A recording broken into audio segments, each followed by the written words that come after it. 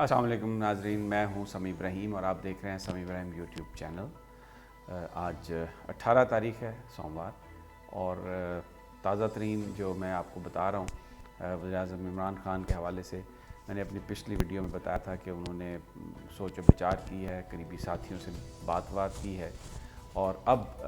जो इस बात पर, इस नतीजे पर पहुँच गए इमरान ख़ान साहब, उन्होंने अपने दोस्तों के साथ ये बात शेयर की है कि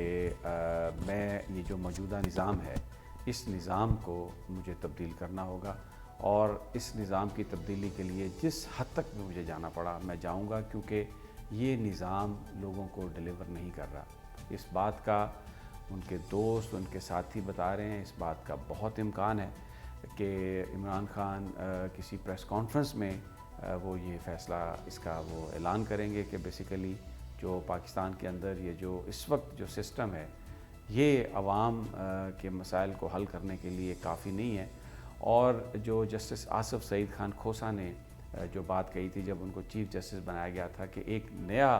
आपको चार्टर ऑफ गवर्नेंस जो है वो डिस्कस करना पड़ेगा,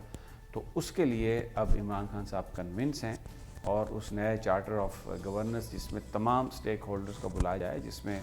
कायदे अवान भी हों, जिसमें लीडर ऑफ अपोजिशन भी हों, जिसमें पाकिस्तान की एजेंसीज़ के लोग भी हों, जिसमें आर्म फोर्सेस ऑफ पाकिस्तान भी हों, और उसमें अदलिया का नुमाइंदा भी हो। और इसमें जस्टिस आसिफ सईद खान खोसा ने ये बात कही थी कि ये प्रेसिडेंट साहब को इस हवाले से इनिशिएटिव लेना चाहिए। तो prime minister Imran Khan new charter of governance के हवाले पर जो है वो बिल्कुल कन्विंस हैं इस बात पर, और जो इस वक्त तक जिस चीज़ को उन्होंने कहा है कि वो बेहतर हो सकती है, वो एक सदारती निज़ाम है, जिसमें जो प्रेसिडेंट है वो बराह रास्त लोगों के वोटों से इलेक्टेड हो, ताकि असम्बलियों के भी इलेक्शन होंगे बिल्कुल अमेरिका की तर्ज पर, ताकि जो सदर है उसको कोई नो कॉन्फिडेंस से ना हटा सके और वो डायरेक्टली आवाम को रिस्पॉन्सिबल हो। लेकिन इससे करने से पहले जो सूबे हैं उनको भी इंतज़ामी यूनिट्स में बनाना पड़ेगा। आपको पंजाब जो है उसको 3 यूनिट्स में तकसीम करना पड़ेगा, सिंध में भी एक यूनिट और बनाना पड़ेगा, KPK में भी एक यूनिट हज़ारा का और बनाना पड़ेगा, और इसी तरह बलूचिस्तान में भी एक यूनिट और बनाना पड़ेगा। तो ये जो इंतज़ामी यूनिट्स होंगे, इनकी सेनेट के ज़रिए इसमें भरपूर नुमाइंदगी होगी, इक्वल नुमाइंदगी होगी, लेकिन सेनेटर भी डायरेक्टली इलेक्टेड होंगे वोटों से। लोग बराह रास्त उनके लिए वोट डालेंगे, जिस तरह MNAs को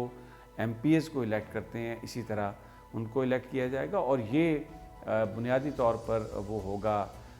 जो जिस तरह अमरीकी मामला है, सिस्टम है, क्योंकि वहाँ पर अमेरिका में इस निज़ाम की वजह से जो इलेक्टोरल कॉलेज है उनका,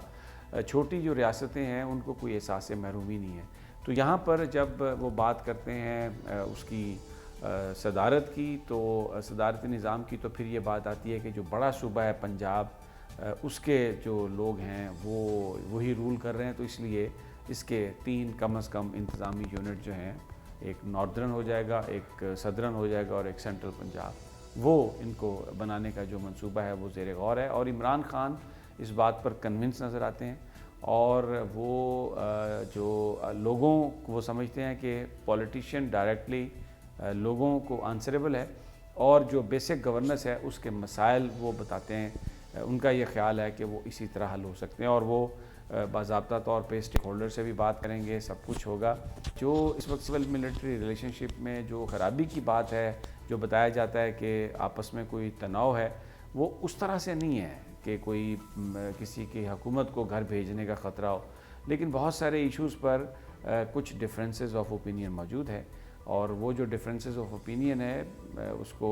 कुछ लोग इख्तिलाफ़ का नाम भी दे रहे हैं। और ये जो नवाज़ शरीफ साहब मुस्लिम लीग नून के हवाले से जो सब कुछ है उसको वो इसी से ही जोड़ते हैं इसको, अगरचे इसका कोई एविडेंस नहीं है हमारे पास, लेकिन वो इसी को जोड़ते हैं। दूसरा जो मैं आपको बताना चाहता हूँ कि ये जो इस्लामाबाद में अब जो चीज़ें सर्कुलेट कर रही हैं, जो सर्कुलेशन है वो ये है कि आसिफ अली जरदारी साहब प्ली बारगेन करने के लिए बिल्कुल तैयार हो चुके हैं, और इस हवाले से जो थर्ड पार्टी है वो मीडिएशन के लिए भी उनकी कोशिशें जारी हैं। वो अपने करीबी दोस्तों को ये कह चुके हैं कि मैं अपने साथियों और अपने दोस्तों के हवाले से बहुत परेशान हूँ, और उसमें ख़ास तौर पर अनवर मजीद, जिनके ऊपर चार्जेस हैं, जिनकी एज भी ज़्यादा है और ये कहा जाता है कि वो ज़रदारी साहब के फ्रंट मैन हैं, उनके हवाले से आसिफ अली ज़रदारी कहते हैं कि मैं बहुत परेशान हूँ, मैं दोस्तों का दोस्त हूँ, मेरे दोस्त मेरी वजह से परेशान है। लेकिन यहाँ पर मैं आपसे ये बात शेयर करता हूँ कि आसिफ अली ज़रदारी साहब अपने हमेशा उन दोस्त के बारे में परेशान होते हैं ज़्यादातर जिनके पास उनकी बेनामी जायदादें हैं। तो अनवर मजीद साहब के ज़रिए या कोई और जो इस तरह के जो मुकदमात हैं उनमें प्ली बारगेन आसिफ अली ज़रदारी साहब की होने वाली है, और वो बहुत ज़्यादा इस मामले में पुरुमीद भी हैं और कोशिशें भी कर रहे हैं। एक थोड़ा सा और भी मैं आपके नॉलेज में ले आऊँ कि सिंध के अंदर जो करप्शन हुई है, वो जो जानने वाले लोग हैं इस सारे मामले को, वो ये कहते हैं कि अगर आसिफ ज़रदारी साहब ने किसी को कुछ कहा था करने के लिए, तो उसने वो काम करते हुए साथ में अपने भी 20 काम कर लिए। तो एक्चुअली जो पेमेंट हुई है ज़रदारी साहब को, वो तो 1-2% से ज़्यादा नहीं हुई, बाकी तो सारा वहाँ पे यार लोगों ने माल बनाया। और ख़ास तौर पर मंजूर काका की मिसाल दे के कहा जाता है कि उन्होंने जितना पैसा बनाया है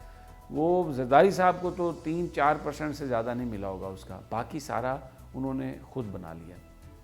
तो बहुत सारे लोगों से तो ज़रदारी साहब ने बाद में फिर वसूलियाँ की हैं, और जिस तरह से वसूलियाँ की हैं वो भी एक पूरी तारीख़ है और पूरी एक दास्तान है। वो मैं आपको इंशाल्लाह अपनी अगली वीडियो में बताऊँगा कि किस अंदाज से फिर उन्होंने वसूलियाँ की हैं जनाब आसिफ अली ज़रदारी ने। लेकिन अब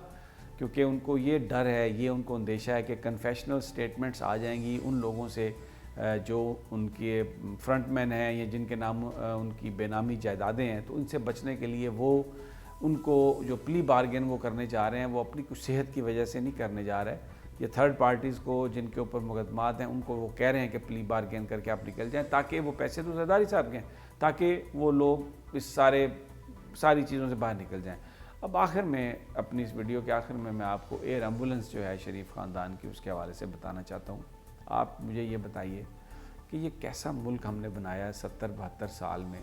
कि अभी तक हमारे पास कोई एक एम्बुलेंस, एयर एम्बुलेंस भी नहीं है। पाकिस्तान के पास डोमेस्टिक यूज़ के लिए एयर एम्बुलेंस है जिसका कॉस्ट 80-90 हज़ार लाख रुपए तक होती है, लेकिन वो सिर्फ पाकिस्तान के अंदर ही चल सकती है। जो इंटरनेशनल एयर एम्बुलेंस सर्विस है, अब नवाज शरीफ साहब ने जो जाना है, तो इसकी जो इंटरनेशनल एम्बुलेंस की जो कास्ट है वो 52 माइल्स के लिए $12,000 से $25,000 तक लिखी हुई है। अगर आप जाके अपने इंटरनेट पे देख लें, मैंने दुबई में कुछ कंपनियों से बात की तो उन्होंने ये कहा कि हम आपको एम्बुलेंस की कास्ट जो है वो एक्चुअली उस वक्त दे सकते हैं जब आप हमें ये बताएं कि आपको एयर एम्बुलेंस में ज़रूरत किस बात की है, क्या वहाँ पे वेंटिलेटर भी चाहिए, क्या वहाँ पर किस तरह का वो मरीज़ है जिसको लेके जाना है, उसके लिए कौन सा डॉक्टर चाहिए। तो ये बहुत एक्सपेंसिव अफेयर है, और वो जो इंटरनेशनल जो एम्बुलेंस सर्विसेज हैं उनके जो चार्जेस हैं, अब वो डिपेंड करता है कि मरीज़ कौन है और किस हद तक उसको मेडिकल चीज़ों की ज़रूरत है। उसके चार्जेस जो हैं वो $6 मिलियन तक चले जाते हैं। अब $6 मिलियन का मतलब है $60 लाख, और $60 लाख का मतलब है 93, 94, 95 या 90 करोड़ रुपया। लेकिन ये डिपेंड करता है कि आप कौन सा मरीज़ है और कितनी उसको वहाँ पर मेडिकल ट्रीटमेंट चाहिए, कौन सा। तो जो मियाँ नवाज शरीफ साहब की एयर एम्बुलेंस है उसका ख़र्चा भी करोड़ों में है, करोड़ों में होगा। इसीलिए शहबाज शरीफ साहब कह रहे थे कि जब तक हुकूमत इजाज़त नहीं देगी तो कैसे हम एयर एम्बुलेंस बुलाएं, क्योंकि इसके लिए बहुत ख़र्चा है। अभी तक जो प्लान है वो ये है कि एयर एम्बुलेंस जो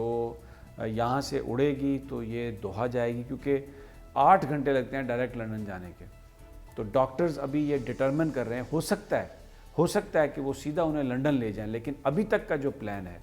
उसके मुताबिक वो 2.5 से 3 घंटे में दोहा पहुंचती है। तो वो दोहा लैंड करवाना चाहते हैं। वो देखना ये चाहते हैं कि जो पेशेंट है वो जो 2-2.5 घंटे की परवाज़ है उसका कितना उनकी बॉडी पर इम्पैक्ट है, और अगर मियाँ साहब ठीक रहे तो फिर वहाँ से 5-5.5 घंटे की फ़्लाइट है दोहा से लंदन की, तो वो वहाँ से चली जाएगी। लेकिन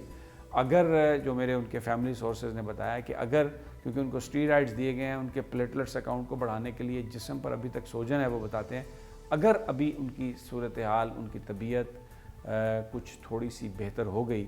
तो फिर इस बात का बहुत इम्कान है कि डायरेक्टली यहाँ से उनको लाहौर से उनको लंदन पहुंचा दिया जाएगा। करोड़ों रुपए की बात है और ये करोड़ों रुपए उन्हीं के पास हैं जिन्होंने करोड़ों में कमाया है। तो पाकिस्तान का, अगर आप मुझे बताएं, जो मैंने पहले सवाल किया था, आखिरी सवाल मेरा ये है कि ये क्या हमने हॉस्पिटल को तो छोड़ें, ये 70-72 साल हो गए, हमारे पास कोई अपनी एयर एम्बुलेंस भी नहीं है जो किसी मरीज़ को यहाँ से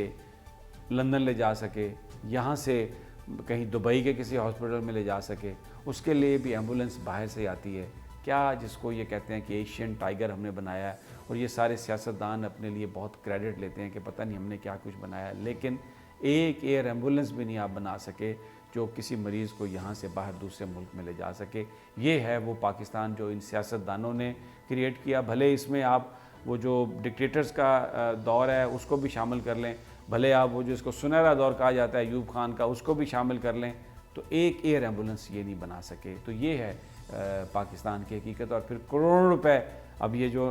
खर्च हो रहे हैं इस पर, ये भी एक सवाल है, इसका मैं आपको जवाब ज़रूर दूंगा कि ये करोड़ों रुपए किसने दिए एयर एम्बुलेंस पर ख़र्चे के लिए। इसके अलावा मैं अपनी नई वीडियो में आपको जो अलाइज़ के हवाले से जो इस वक्त जो पॉलिटिक्स हो रही है,